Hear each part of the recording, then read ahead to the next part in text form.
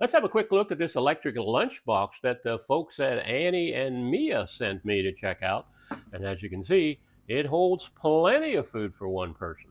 I like it because it has a special feature, what I'm calling a special feature, and that is the heater that's in the bottom, which, by the way, runs on a regular electrical outlet. You can plug it in, or you can plug it into your car outlet. It works with 12 volts, or if you have a big European truck or something, it works on 24 volts also.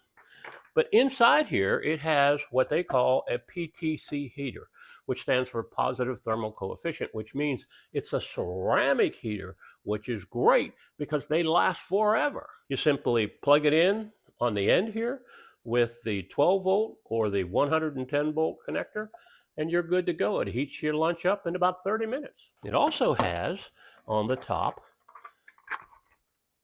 a spoon and a fork included, and it has a vent to let any moisture or steam out while it's heating up. And when you look close at the lid, it's got a nice gasket on it, because that means that when you are transporting it in your vehicle, get the lid on there, nice and tight locked down, you're transporting it and you accidentally spill it over, it's not going to leak all over your seat. It comes with handles that you can carry it with. And let me tell you what I'm going to use it for.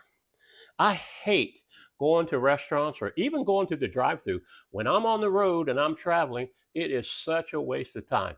I'm going to use this dude here to plug into my cigarette lighter in my car to keep my lunch nice and hot while I'm driving down the road. Now, this also comes with a carrying case that has a thermal barrier in it, although I'm not sure why you need that if you're going to heat it up. But I suppose if you're going to keep something cold in there, and by the way, if you're going to put something cold like fruit or something, you can put it in here. It stores right inside, but I don't think this is heat friendly, so I wouldn't try to put something in there that you want heated up.